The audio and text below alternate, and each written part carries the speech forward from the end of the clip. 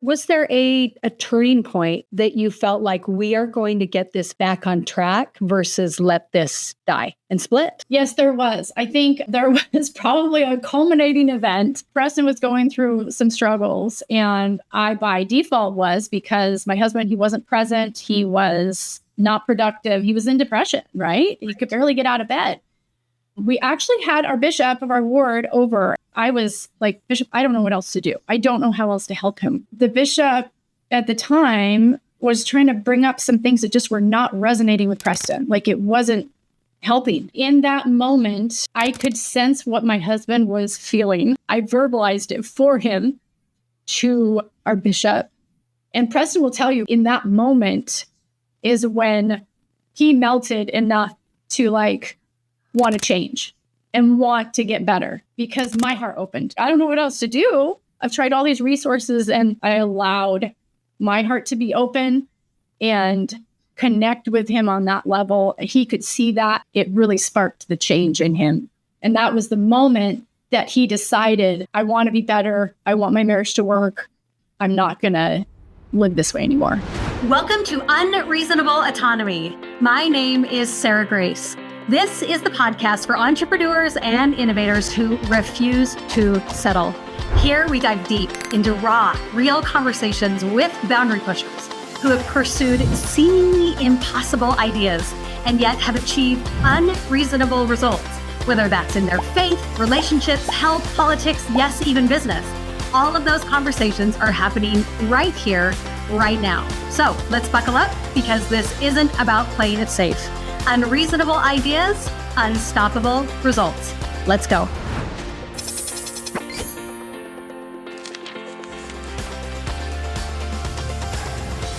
Get ready for this interview with Lauren Anderson.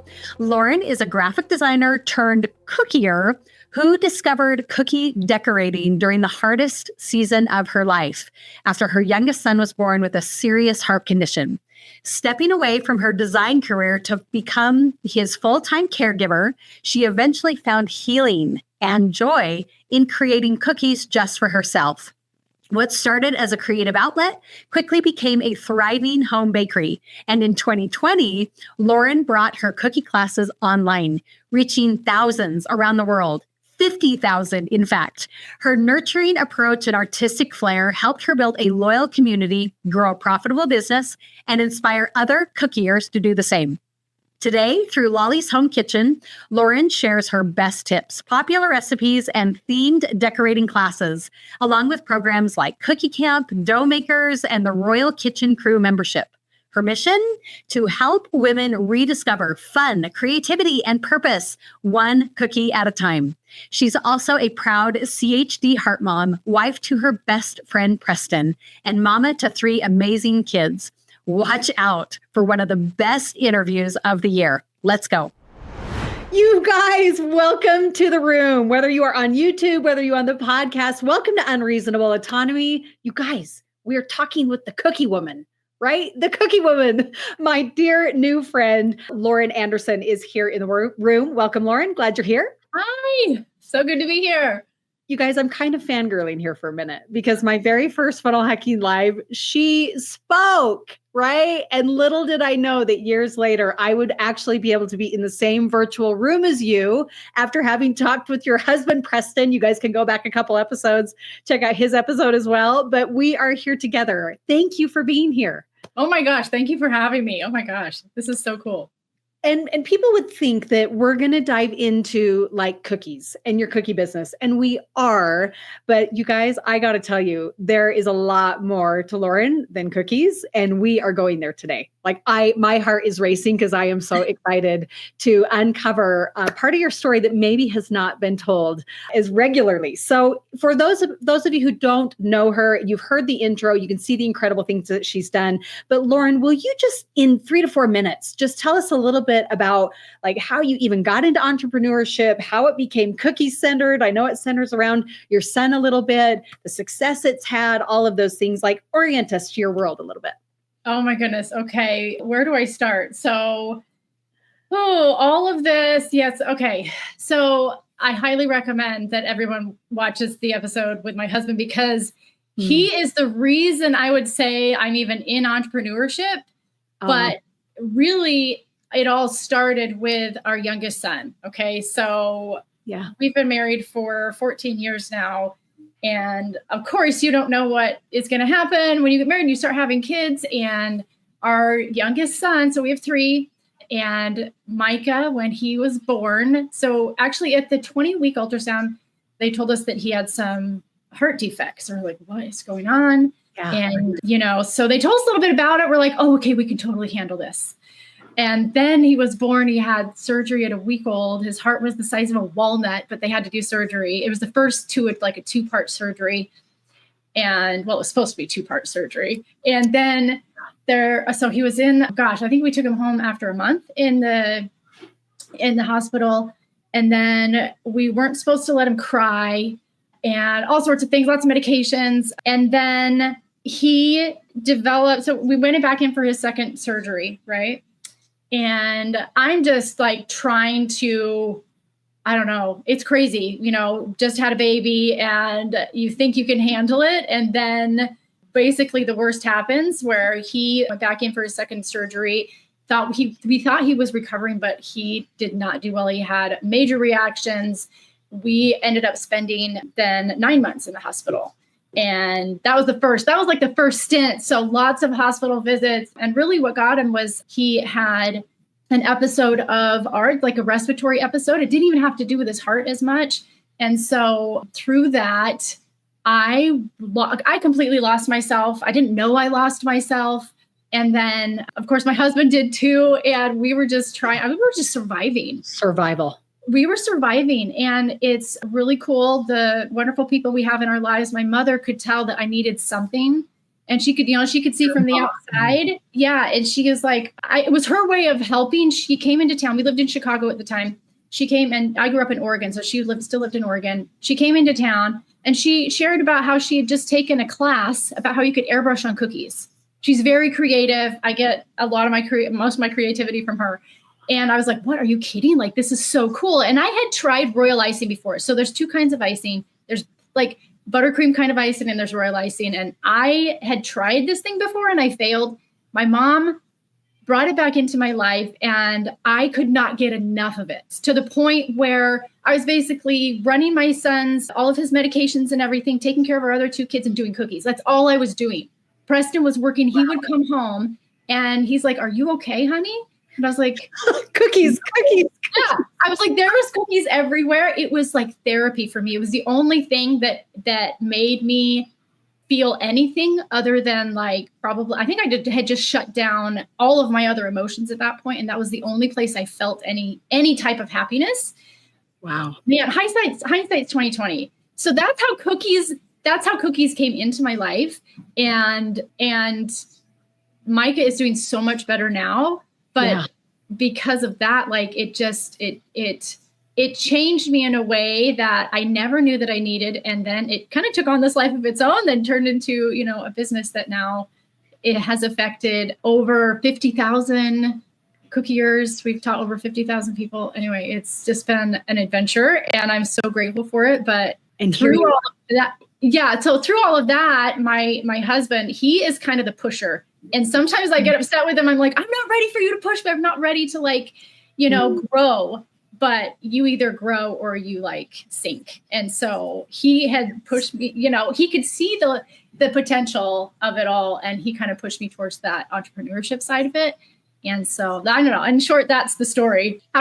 We could dive into just that story for an hour and a half, right? Yeah, with all of the moments that are happening there. And I'm fascinated by a couple of things, and that is the role of other people in helping you achieve this. And I don't mean to downplay the incredible role you have played.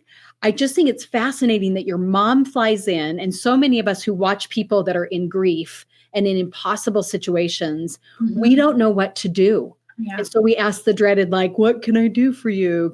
How can I help? And that is the worst question to ask. Can I just say that? Right. Is I learned that is the worst question. If you have to have an idea of how you can help. And even if you don't know, it's make a suggestion, Yes. And my mom, I don't know. It's mothers, right? They're Right. like, I know I gotta do something. And she probably didn't quite know what to do. But it turned into this outlet that like saved me. you know?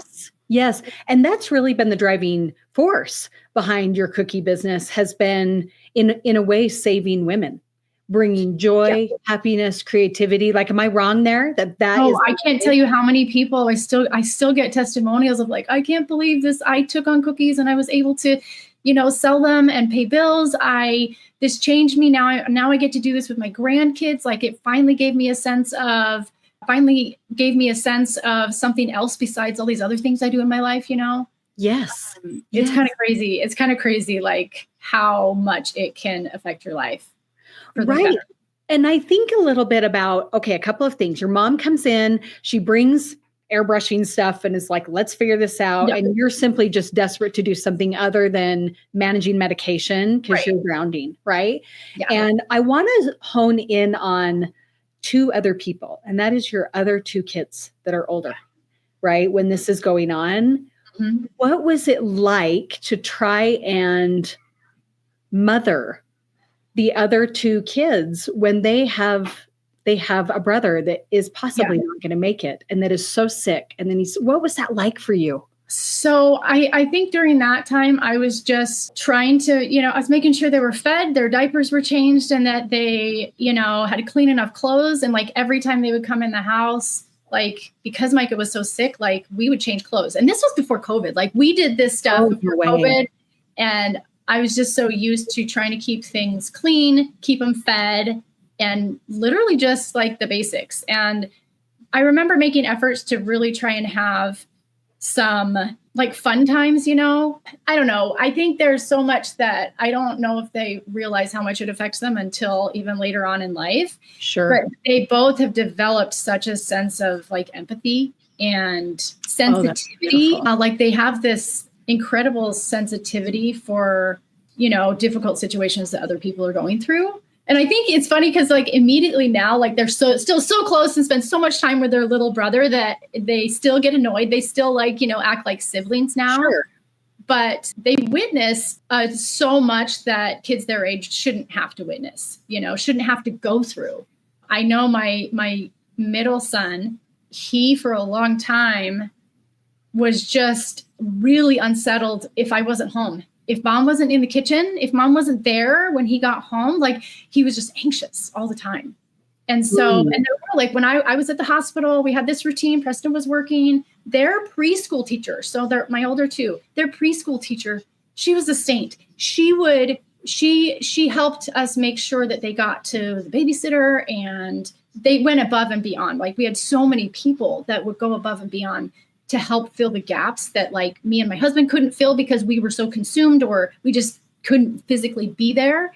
Yeah. And I think that, I don't know, there's part of me that feels a lot of guilt for what they may have gone through that I don't know about even, or, I wish I could have been everywhere all the time during those times. I also didn't realize what it meant to take care of myself during that time. So I think I was probably on burnout overload and didn't realize it until the cookies came. And then so anyway. Well, and I think it's, I don't want to dismiss it like common, or it's a relatable feeling for a woman to feel like, for moms to feel like I have to be there. Like, I believe that every mom highlights that a mom should be there. And so what happens in your relationship with God or spouse or whatever it may be when you are like, I cannot be everywhere right now? Solidified that in your mind. So I don't know how I got to a point where I realized like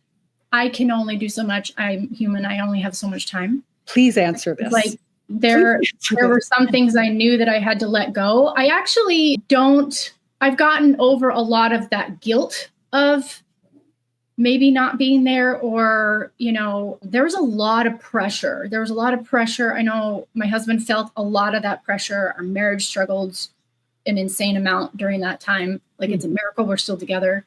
But I think I had a lot of built up grit going into the hospital days. And I remember by the time that so this goes back to my mother is British. And I can only attribute this to the fact that there's this duty about my British genes that I would go, you just do, and you get it done, and you wake up and you do what needs to be done.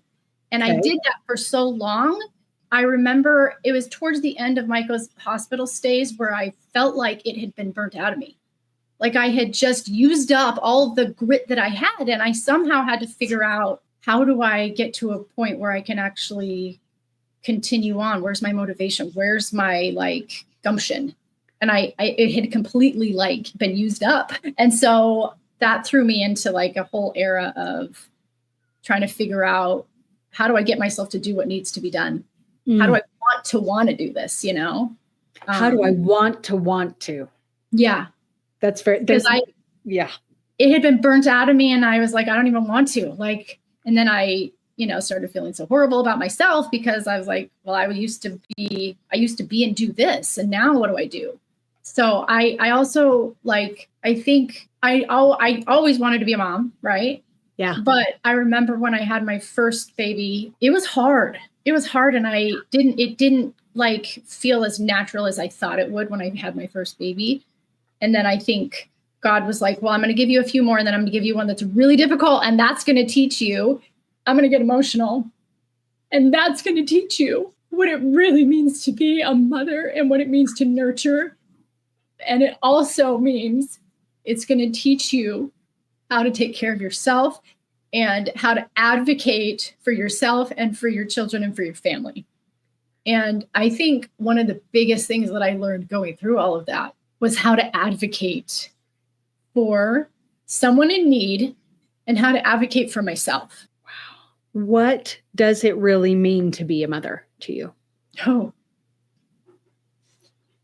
I think it's so many things. I grew up with an example of a mother who is probably one of the most self-sacrificing, kind people that I've ever met. Probably, and Mom, if you're listening or watching, don't take this the wrong way, but probably to the point of weakness where it was so self-sacrificing that I did not truly see her take care of herself. And I've learned for myself, right? I had to kind of figure out, well, what does this mean for me? Is how can I still maintain that nurturing, that kindness, and that care for other people without being resentful? And that means that I have to be okay in order to take care of other people. Because if I'm not okay, I'm useless to other people. I can't take care of my kids. I think maybe every mom goes through this at some point where you're like, why am I an angry mom? I don't want to be this kind of mom. How can I be a happy mom? Yes. And for me, it's meant really taking the time to take care of myself. And I'm not talking about watching Netflix and eating Oreos because it feels good at the moment. It's doing the work of being okay and loving yourself enough where you feel, where you see the worth of putting that effort into yourself because the outcome in how you're able to take care of and care for other people is so much better and so much more amplified and truly what I believe that God wants for us. Because if I believe that mothers are called to take care of children and it changes the world. And if we're not in a place and we're doing it begrudgingly or resentfully, or if we're running on fumes, that's just not, you can't do that long term. Right. And you become, to me, it's well, I'm useless now. It's I've got to, if I can't take care of myself, of what good am I to this purpose I've been called to? And I think you bring up about 100 very interesting points in what you've said, in the sense that we trick ourselves into thinking, I need to give my all until they're out of the house. Right. Right. And I think that that's when it will end. And it doesn't end, right? It doesn't end. And so we need something sustainable, and something that when they do leave the house or whatever that means to you and your family, that there's still a marriage intact and there's still, self-confidence intact. And it's particularly challenging. Actually, let me start that over. It's particularly inspiring to me when you talk about your older two kids, that they have been blessed with some really beautiful compassion and empathy in their lives, even though you were on survival mode. And that to me shows a very kind God. God was aware that Lauren was drowning, that Preston and Lauren were at odds, that he understood the deficits, for lack of a better term, that were happening in your life. And God did make up a difference. Has that been your witness as well? I would agree with that. Yes, I would agree with that. I think God made up a lot of differences during that time because, we didn't know what we didn't know. We couldn't see what we couldn't see at that time. And I think there were a lot of angels that helped us during that time. Honestly, I think real angels and people. I mean, and that's how God serves others, is through other people. I had to learn some lessons about letting other people help me. I'm very independent. I like to be very self-sufficient, right? And I also think that can end up being a weakness for us, because if we don't let other people help when we know we need help, and we're like, no, I can do it myself. In under the guise of maybe we're self-sacrificing, and it's like, no, I'm going to just be tough and I'm going to do this. There's a place for toughness, but who are we to rob people of the opportunity of serving? And I learned, it was actually some people in our ward at church, and they came over. There had been a flood in our basement, and we had everything upstairs, and it had been weeks, right? Because I didn't have time to try and go through it. And Preston was in tax season at the time, and he's a CPA. Like, there was no way that we had the time. And they came to the door, and they were like, hey, I have an idea. Can we help you move this furniture? And I must have been like at my wit's end. I just started crying, and I was like, yes, please, please help me. And it was crazy because there was part of me that was like, I should be able to do this. I should be able to handle all this. I should be able to, figure all this out. But yeah, it's not that I wasn't capable. It's just that there were people there to help. Why not? Yes. let yourself be helped. Yes. And so, yeah, I learned a lot of lessons around that. Such an intense period of your life. And this is a question that you may just ask me to cut. And I'm going to ask it anyway, because I promised you I would cut it if that time came.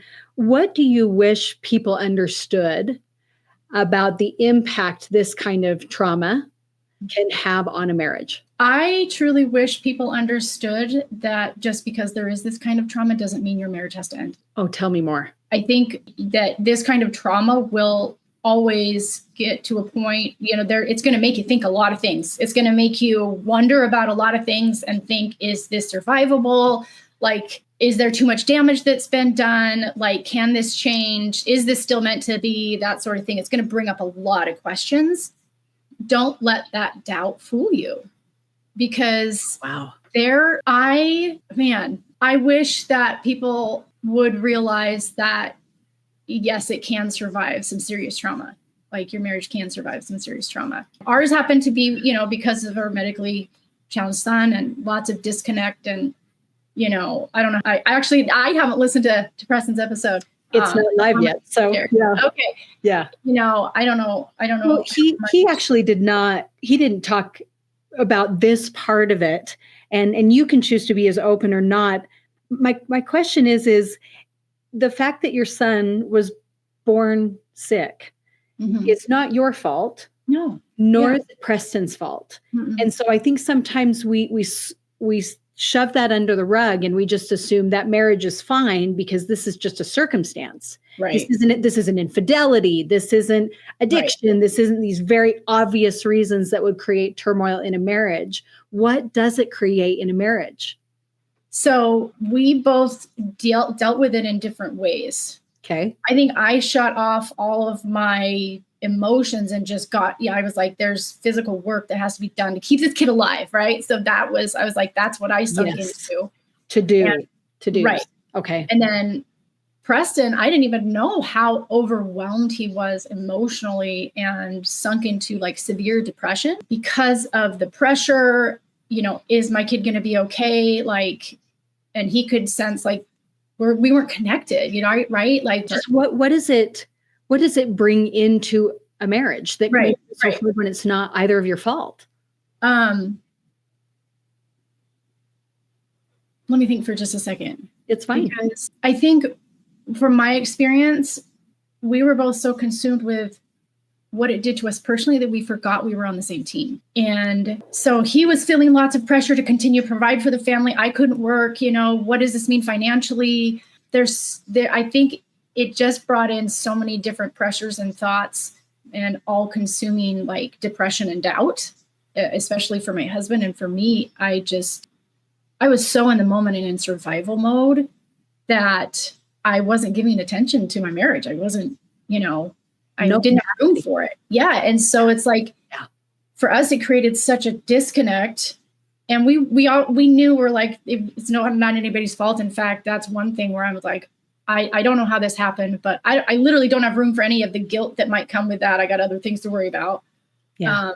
And so I wish people would understand and know that even through this kind of trauma in a marriage, like, remember you're on the same team. Like, you both are trying to do the best you can.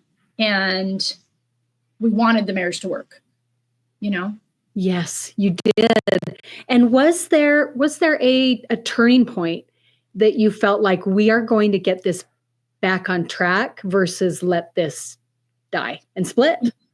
Yes, there was. I think there was probably a culminating event. Preston was going through some struggles, and I by default was, because my husband, he wasn't present. He was not productive. He was in depression, right? He could barely get out of bed. And so we actually had our bishop of our ward over, and I was like, Bishop, I don't know what else to do. I don't know how else to help him. Yeah.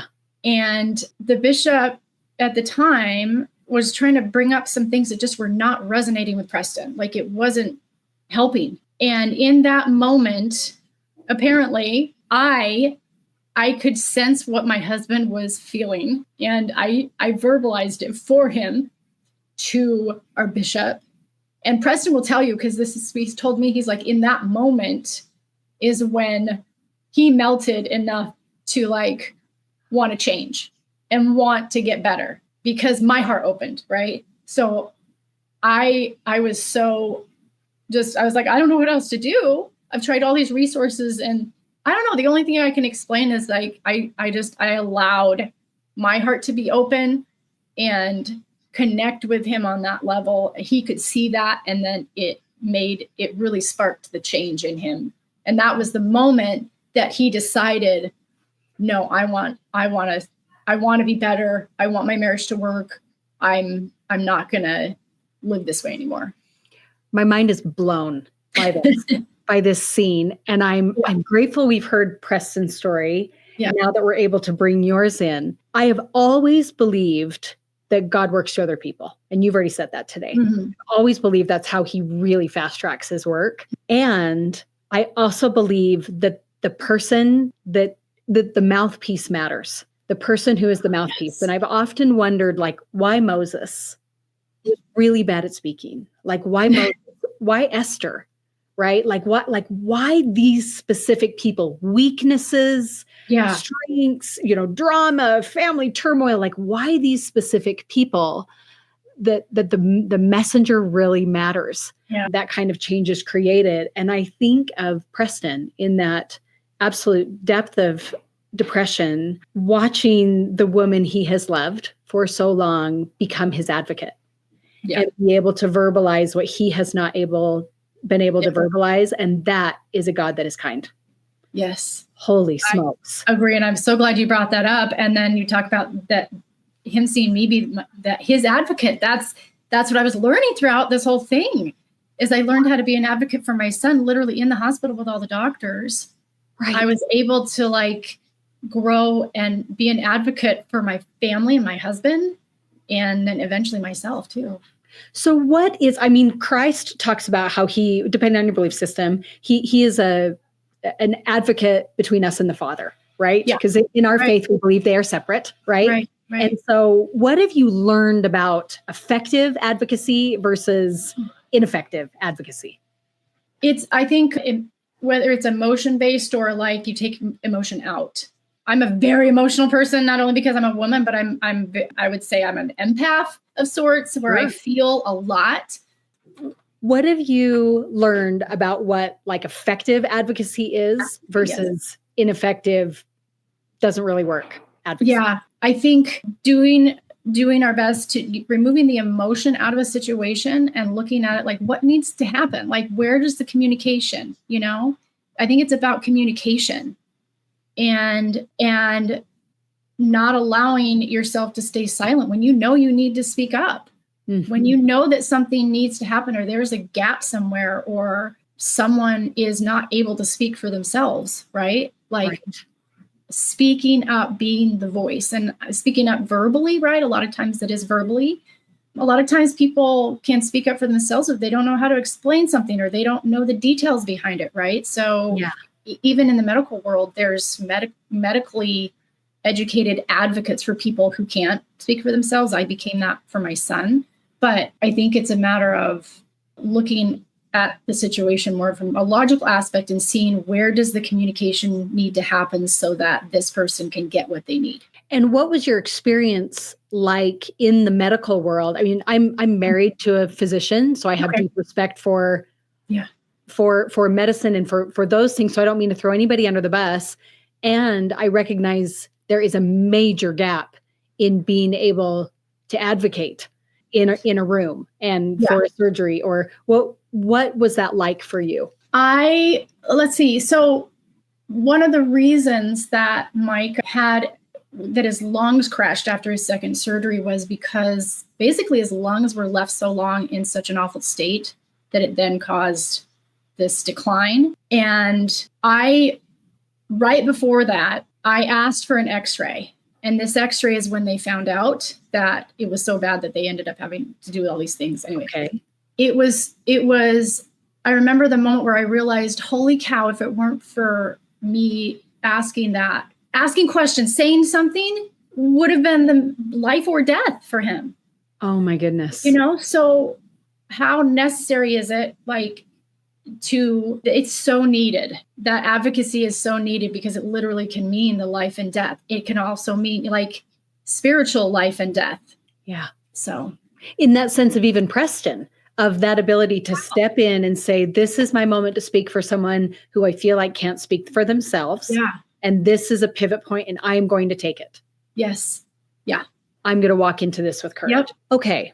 I love this so much. Mm-hmm. And I love your desire to be an advocate. Yeah. What does it look like to be an independent, like speaker from the funnel hacking live stage, fangirling over here, mother, very like deeply emotional person, and advocate for yourself without being a jerk? Women struggle with this. I want to touch on that last one. I'm naggy. Go. Oh my gosh, I'm going to touch on that last one first. So in a previous life, I was married for 9 months before I met my husband, Preston. And I did not know that about you. Yeah. So I was married before. Learned a lot of lessons through that experience. One of them being passive aggressive versus assertiveness. Okay, teach me. So this gets into behavior, communication, and everything. I was leading my life in a very passive aggressive realm. Okay. I didn't understand that the decisions I was making, the way I was communicating, I was basically thinking that wanting a certain thing, but all of my actions, my everything else about my life was saying I wanted something else. And so after that marriage, I did a lot of research. In fact, there was one book that I read that was recommended to me. It was by John Van Epp, How to Avoid Marrying a Jerk. There's also a version that's How to Avoid Falling in Love with a Jerk. And it walked me through these logical things that were like, here's how to have a healthy relationship. Here's how to communicate in a way that is not, it's not aggressive. It's not staying silent. It's here's how you can communicate your needs, your wants, your desires. Here's how you can communicate in a healthy way and be healthier in a sense, really, like mentally more healthy. It helped me figure out how to actually communicate with other people and in a way communicate with God of like, here's what I really do want in this life. And now I know how to show it because of this way that I can communicate about it now. So back up to, it does make sense. And I'm going to dive deeper. Back up into that, your 9 months of being in that previous marriage. And you were saying I was living very passive aggressively. Like, what does that tangibly look like? Recognize that. Oh, maybe I can give example of my 13-year-old daughter right now, who also communicates in that way where help us see it. Let me see if I can explain it. It's almost like she doesn't believe that if she just states what she needs or wants, that it'll be believed, right? And so she's like, she goes above and beyond. And if her brother's annoying her, well, you can just knock that off right now, in this attitude. I guess it's like there's so much attitude behind it. And so I'm working with her right now and going through some resources of helping teach her, here's how you can communicate in an assertive way. It doesn't mean you're a nasty person. It doesn't mean you're a B, right? Yeah. This is a healthy way to communicate and have boundaries while making it known, what you need and what you want and how you want people to treat you and how you want to be communicated with. So I don't know if that kind of gives an example, but you tell her to say, if she's got a brother pushing her back, like what's the flip? Well, we're trying to get to that flip where there's lots of learning experiences right now. So something like that happens. I'm like, hey, let's pause. What's another way we can communicate about that? So it hasn't totally taken root yet. We're working on it. But showing her and educating and having conversations about here's another way to communicate. It's still going to get that thing across. Yeah. And it's with a lot less venom, I would say. Yes, sure. Because that's, again, when you can't advocate for yourself because you are so driven by feeling, right? Yes, right. It gets to a point where it's a weakness. It's like, okay, we got to. And then we're nasty. Yeah. Mm-hmm. Yeah. But of course, nobody wants to be around you when you're like that. And then you're wondering, why does no one want to be around me? Well, because you're being nasty. Like, let's take it down a few notches. And something has been painted, I think, culturally that speaking up, and I mean, we could get real edgy and say specifically with women that leaning in a boardroom or speaking up or, acknowledging the pay gap or standing for women's rights or like however feminists are going to get on it, that it is largely painted with the fact that we are being naggy. Right. Yeah. Where do you stand on that? Like, wait a minute. Where do I stand on the nagging thing? I've been called, I shouldn't say that. There's probably been one time in our marriage where he's like, gosh, quit bugging me, And I was like, oh, okay.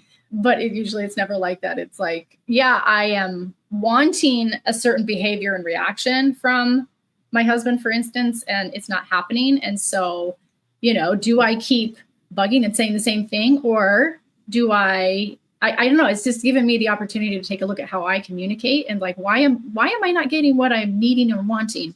Why? So I think it is, I would say culturally, I think it's interesting to see, I hope this isn't taken the wrong way. It's interesting to see the kinds of demands that women make to be seen and heard when in reality, it's like, hey, it's okay to look and, take some insights too. It's like, why am I not getting the result that I want? Why am I not being seen and heard? Because it does largely have to do with us and how we are communicating. Like the more I've learned from me, like communicating in a much more assertive way, sometimes it can throw people off if they're not used to it, or people that we knew before, if we are learning healthier communication patterns, it can take some getting used to from people. Yeah. But I am very much an advocate for healthy behaviors, healthy relationships, where both sides are giving attention to the relationship and not one-sided. I mean, I think growing up, I was in dating and learning about all of that before meeting my husband. I was in a lot of one-sided relationships that weren't healthy. Right. And so, and that feels so hopeless when you feel like not, both, and you feel like I have to do so much convincing to help this person become more engaged with that. Right. Right. So, what is your? This is an interesting conversation, knowing like when to fight and when not. Like, what kind of causes am I willing to really go to bat for? Because the reality is, you're in the cookie business. Mm-hmm. Okay, you're in the cookie business. You've helped 50,000 plus cookiers bring creativity and hope and all these things through cookies. It just absolutely extraordinary. And there are many ways people can hear even more about your business and your stories and those things. But I see a parallel right now that as we look at the year 2025, that there is a lot of unrest right now. And regardless of which way you voted, right? Right. People on both sides of the aisle, if that's really what we want to say, are seeing turmoil and change and uncertainty. Similarly to your message of how do I help women embrace peace and fun and creativity, regardless of external circumstances. Right. How do you stand for that? How are you making that happen now? It is a mess. Right. It is a mess. You know, it's interesting. I am a big no drama person, and that's kind of echoed in my groups and my communities of like, they all know like, okay, we don't do a lot of drama here. You want that, go to other places. But here it's about, we're trying to connect. We all want to do cookies and we want to get better. We cheer each other on. And I think it's a matter of reminding people like, what are we really here for? You know, and offering, I for a long time actually did not moderate my groups where we just let anybody post and all of that. It became chaotic because I couldn't guide I couldn't guide people to be like, hey, this is a place where there is calm and there's peace and we cheer each other on, right? We kind of leave all that other stuff behind. Yeah. But it has always been a place where I want all these other women to feel seen and heard, because I think if that cup is full, it doesn't matter what's happening in politics. It doesn't matter what's going on in the world. It's like, oh, I feel at peace and calm. Now I can go and bring that to other people. And that's been the whole point of, it was always the point of cookies for me. It brought me so much like inner calm that it then becomes not about all the other external things that are happening. It's like, this is the place and this is the community, and cookies are what brings, fills my cup and brings me peace that I can then go take that to everywhere else, and that's really how it can change people's lives and change other things.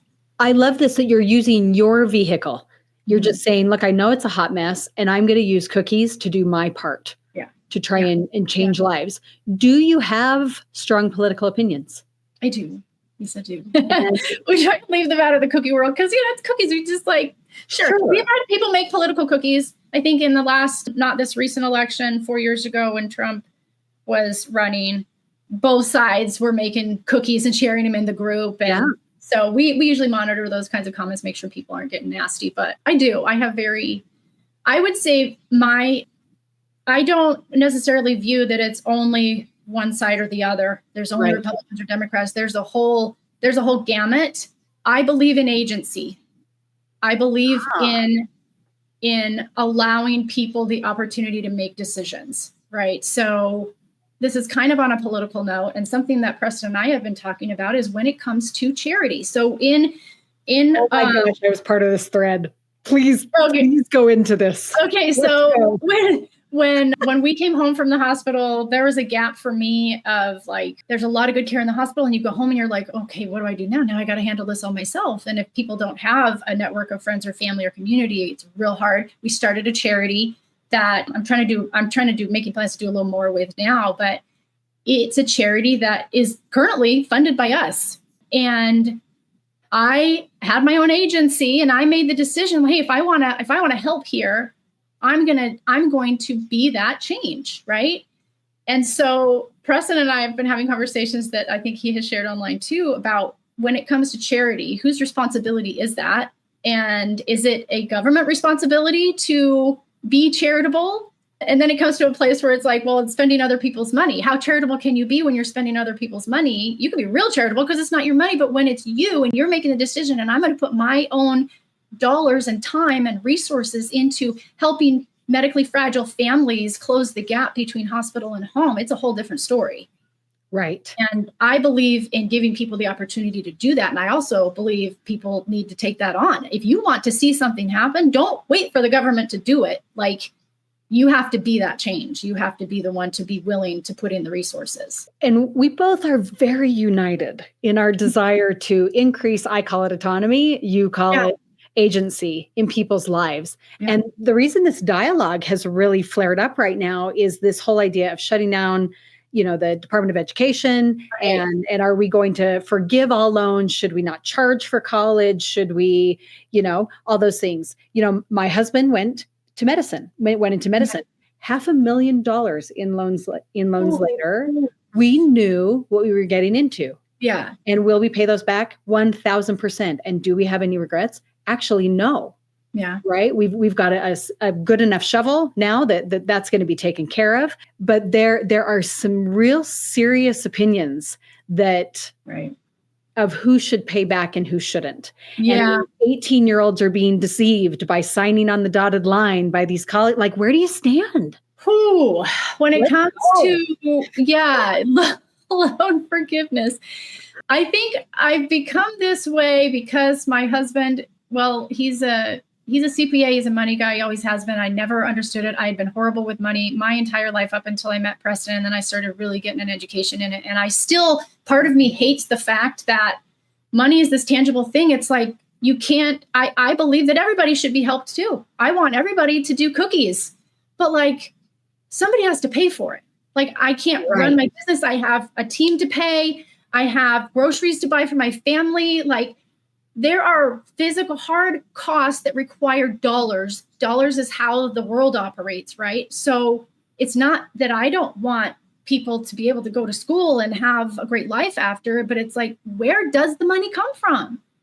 And if we have a loan, then who's going to pay for it if loans are forgiven by the government? Like, where does the money come from? And I think that there is a very big disconnect between how government operates and money operates and like what people think about who pays for stuff, I guess, And I've had to learn those hard lessons because my husband came to me when I first started my cottage bakery and he's like, "You're not making any money." And I was mad. I was like, "But I'm putting in so much work." Yes. And he's like, "But you're spending it all."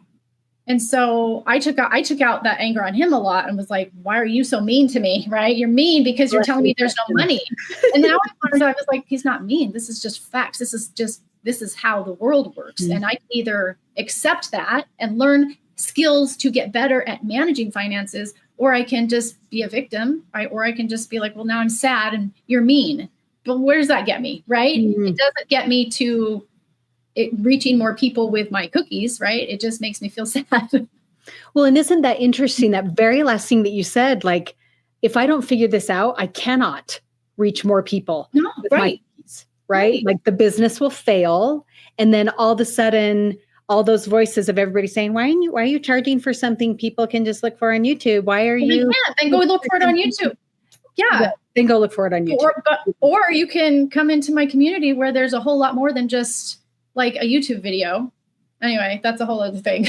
It is, but it brings back this concept of I'm going to bully someone because they're not giving me something for free. Not go. You're already nodding. No, go ahead. I'll finish. I hear you. Spend your energy bullying and someone who is not giving enough when you are unwilling to give you're just willing to spend someone else's stuff. Right. And does that make you a generous person? Right. Well, yeah, your heart's generous. If your heart's generous, but like, I think the true test is, are you willing to put in your time and resources, whatever you have, right? Like, it doesn't mean I don't have $1 million. It doesn't mean you can't go and serve and make a difference, right? There's lots of ways. Yeah.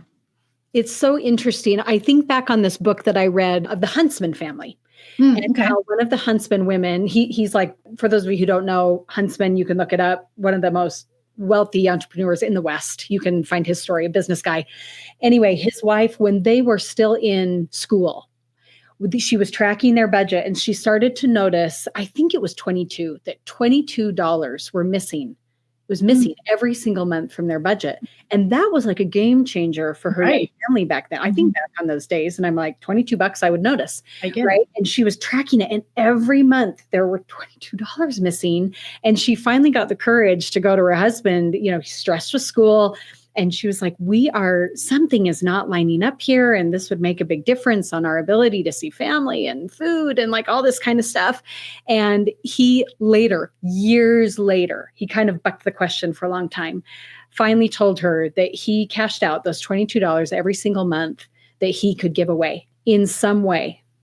Whether that was at a grocery store, whether that was to a panhandler. Oh, wow. You can judge that all day long if you want. But just he was trying to establish a pattern of giving when they had nothing, right?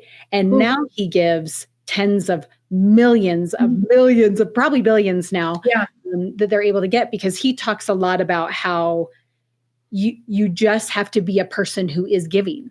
Of your own stuff. And it doesn't have to be huge. And if you're going to spend your energy talking about Oprah giving away cars when that's only 0.1% of what she earns a year, you are not generous. He calls it out. You are not a generous person, right? That it just is never enough for many, many voices. Do you have opinions? I just want to know where you're coming from. So I want to talk about that, the service and like being a generous person and then what service does for you. Okay. So, and let me explain what I mean. Man, there is nothing like serving other people that makes you forget about all your problems and completely changes your perspective. I wish that there were, man, I got to start some sort of like service revolution or something. I think I remember growing up in a youth group, we would not I swear it was like every single month we were out raking leaves in somebody's yard or we were doing physical labor of service. I remember hating it. And sometimes I'd be like, oh, how can I escape this? And then that built so much character. Like it built so much character. But every time that I was doing that, it wasn't about me. It was like this old lady that we were going to rake her leaves in her yard, right? And that is just one example of serve. There's so many ways to serve. I think that a remedy to so much of what's going on culturally in our society and struggles that youth have, struggles that we have going through traumatic experiences like a kid in the hospital, one of the answers is service. It's the only way that you can drop what you're doing, look outside yourself, and you're forced to think of other people in that moment. My father-in-law goes to the food bank he goes to the homeless shelter at 6 a.m. a few times a week, and he serves people food, and he was telling me about it, and he sounds so excited about it. He's like, yeah, I love it. I get to I put on the gloves and I get to talk to these people. He's very social. Like he really loves like engaging with people. And I was like, that's so awesome. Wow. And I was like, man, I need to do more service. I need to find ways to do more service. And Preston and I have made a goal to, with our kids, each quarter, help each of our children be in charge of the family service project each quarter. We're not doing too well. We're trying, but we got to find some new projects around. But that helps you become that kind of person who wants to serve and give regardless of your circumstance. I so agree with this. And I remember reading like a big, thick green parenting book when I was having my first kid. And I was like I'm going to be a good mom, whatever the heck that means. And I was reading it and he was talking about how our generation, yours and mine, it is the first generation of parents that have to actually manufacture what builds character. Manufacture. Spoiled because we've gotten so spoiled and life is so easy and clothes are cheaper than making them now. They are. And he just talks about families, my dad's family, it's like farm and you're making your bread and you're having to till the soil and you're out in the fields together. You have to spend time together in order to survive, right? Simply to survive. And so now we're in this space of consumerism and devices and all have their place. And I believe God has put tech on this earth for women. Peace out, Preston. But I believe he's put it on this earth for women to have an impact while at home. I tell you, I love it. Oh my gosh, seriously. I tell you what, I know internet gets a bad rap and all these AI and stuff. I was like, do you know what ChatGPT just helped me with this morning that I got done before I got on this call? Right. I hear you. It is God's gift to women. So I'm not going to fight it, right? I'm not going to fight it. But we do live in a place in which, if I need to help my child learn how to work hard, okay, what chores can I make up? And maybe I should put him in piano. And quarterly service projects, like our ancestors would laugh. Right? I know, right? They would so laugh, right? So what things have you and Preston been very intentional about like, how are we going to help our kids develop into hardworking, service-oriented people? Like, what's that like for you guys? Okay, so for me, I would say one of them is I'm really trying to take out the distraction when my children are doing a task. Is they will naturally like, well, can I just watch a show while I sweep the floor? Can I do this while doing that? And it's like, no, we're going to be focused. I don't care if you're mad at me, but like, no, because do you know how much slower you are sweeping the floor when you got a show on?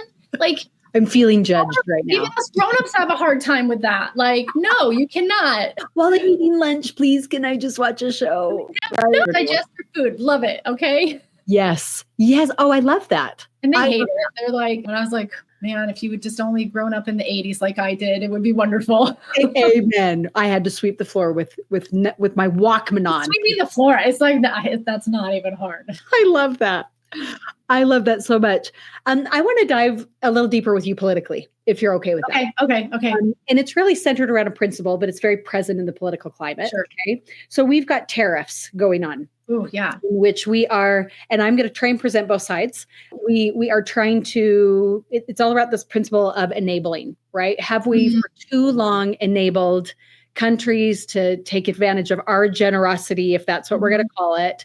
Or do we have a responsibility to, because of our power and because of our influence, to care for those who are needy? I'm just going to throw it on you. Okay. I want to see where it lands. Yes, I believe we should care for others. We should not be a doormat. So and I think be true is what you're telling me. I think both can be true. I do not believe that we should be a doormat to the entire world. So I will. Okay, I can be very opinionated about this. I am in it for the long haul. I want the health of our country to be in a place where we actually do have the means to help other people. If we do not have the means to, and this goes back to like, if a mother isn't okay, she's useless to everybody else. If we're not on solid footing as a country, we shouldn't be helping other people until we are. Now, there's different variations of like how financially okay and how settled should we be before we help. But I don't believe we should be doormats. And I do think that we've been doormats for far too long. So you are supportive of the measures being taken with tariffs? I am, because I'm in it for the long term. And the long term, what's happening with tariffs right now, in the long term, it's putting us in a better economic situation for our country. Mm-hmm.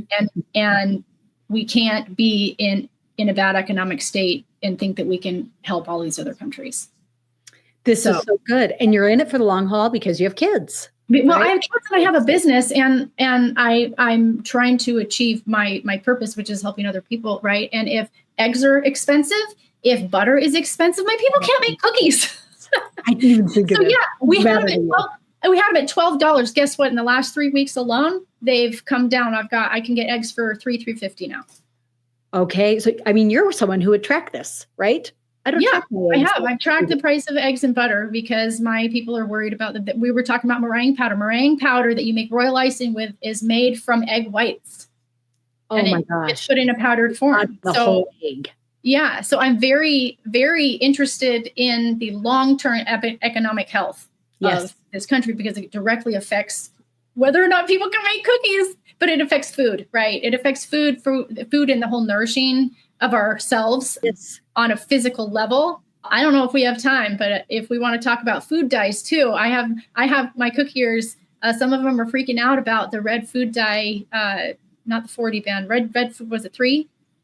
This is an RFK thing, I'm assuming. Yes. Yeah. Right? So I am all for cutting that stuff out. I don't think it's innately healthy for us, but I love bright colors. Like my kids eat them sometimes. Like I'm trying to cut out that stuff from a health standpoint. I have been on my own health journey in the past couple of years alone after all the stuff with Micah, but I like to get to the root of a problem, right? I don't want Band-Aids. The root of the problem. I don't want things that make me feel better for a little bit. It's like, well, in 20 years, like, what's my health going to be like? Am I going to have cancer? Like, are my kids going to be able to have babies, or am I feeding them stuff that's going to affect them? So I'm very in favor of cutting things that are not good for us. But I also believe that it's up to each individual family and mother and what she does for her kids. That's where that autonomy and that agency comes in, right? To give that power and choice to the people.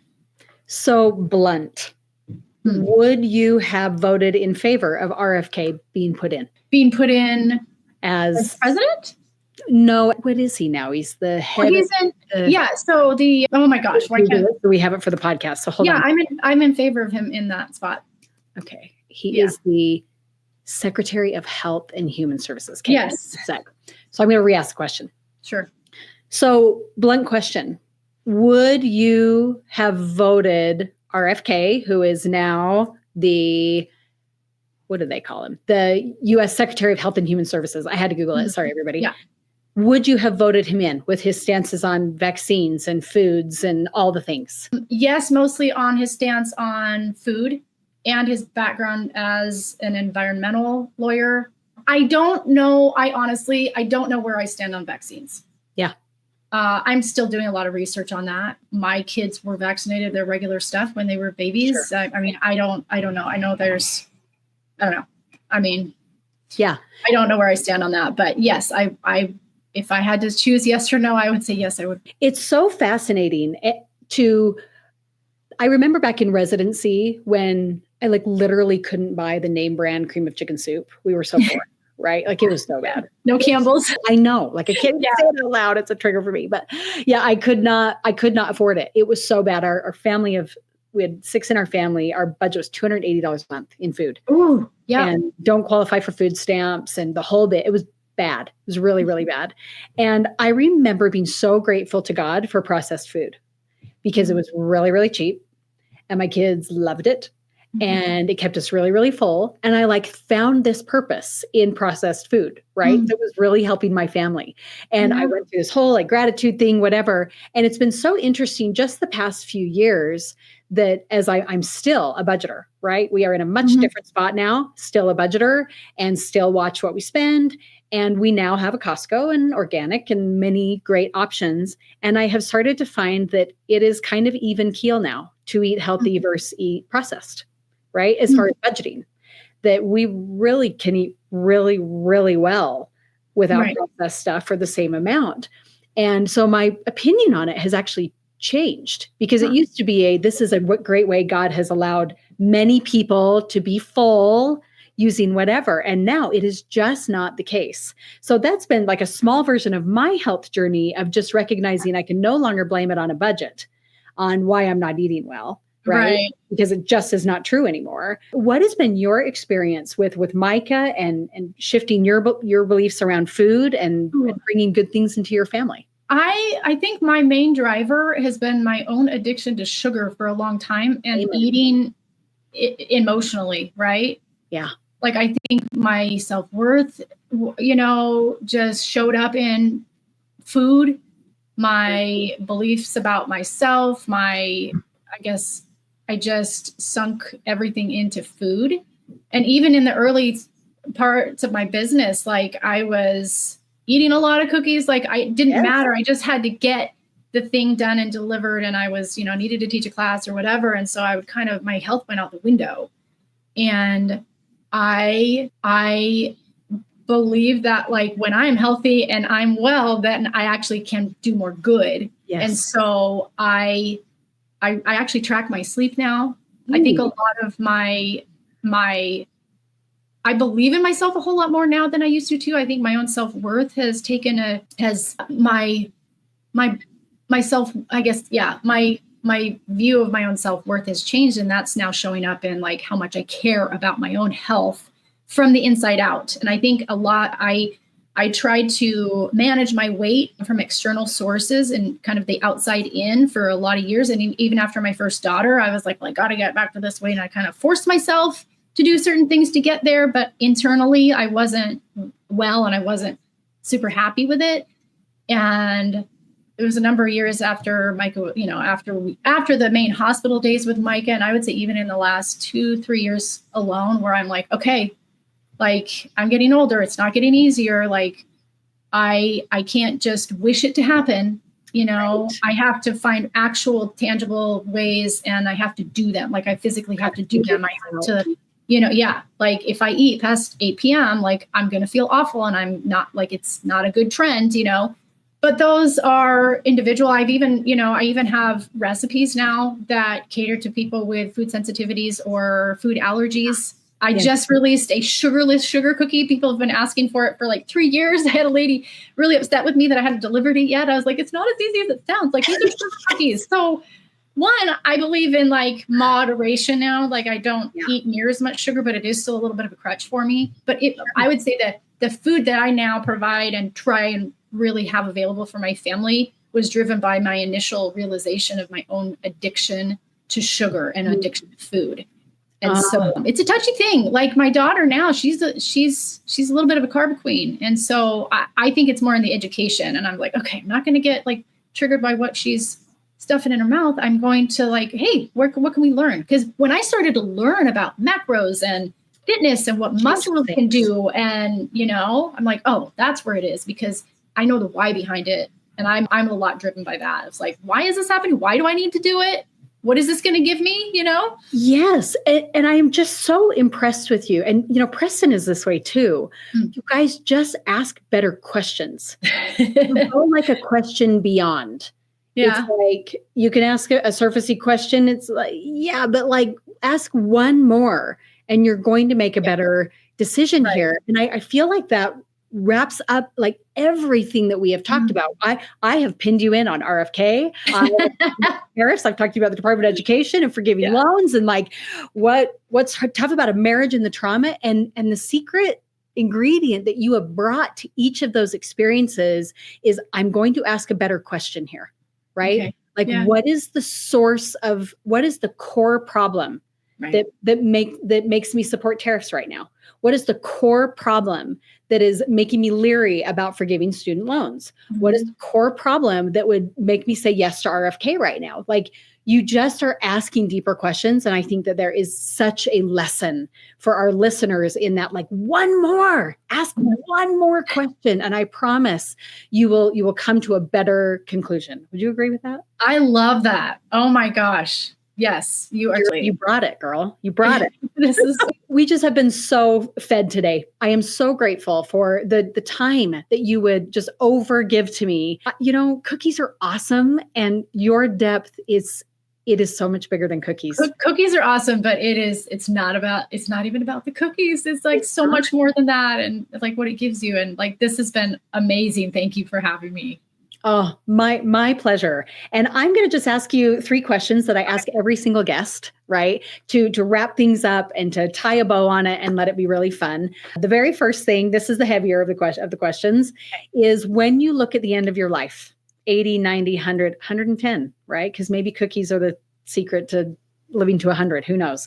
When you look at that, what do you hope Preston says about you? Oh, that he continues saying the things that he does now. Like, I am in utter disbelief at how much that man loves me and how much he believes in me. You know what I want him to say? And I don't know in what terms, but that he would say, like, you did it. You did everything that I knew you could do. Because he sees that in me, and like, we don't see that in ourselves sometimes. Like, I love him so much. There's some really good men in the world. I married one as well. Yeah. That is really tender for me. Thank you for that. All right. The 2 lighthearted questions that will The first one is, what is something on your bucket list that you have not done? Oh, on my bucket list, it's really the travel. Like, I want to go to Egypt and I want to go to the Holy Land. So yeah, and those are some pretty big ones. Really just traveling, I think. I love that. Locations, yeah. The Holy Land. It will happen. Yeah, at some point it will. It will. And then my last question, it is different every time, but what is a book that you feel like every single person must read? It is going to be the one that I mentioned. It's that How to Avoid Falling in Love with a Jerk, or How to Avoid Marrying a Jerk, because even if you're married already, whatever, oh my gosh, it is so hard for me to see. There's a couple of groups, Preston is in, and he showed me some comments of people in there like just struggling with their marriage and struggling with like their relationship with really important people in their life. And I was like, gosh, that book helps. It just helps so much understand healthy relationships and how to actually find that. And even inside like a relationship you're already in, that book right there. The world would change if we knew how to have healthy relationships. Yes. Right. And then you get confident because it gives you the confidence in yourself in a relationship, which I didn't have a long time ago.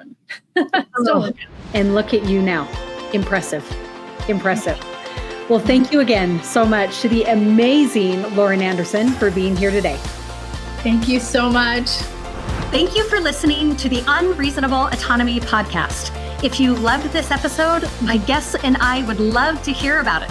Go to the show notes to reach out and let me know what resonated with you or what topics or guests you want to hear in the future. I am here to create for you. Look, I deeply admire your commitment to pushing boundaries and going after an unreasonable life. Keep dreaming big, taking bold steps, and expecting the unreasonable. For more, go to the show notes to dive deeper into the conversations that will keep you going. Thanks for being here.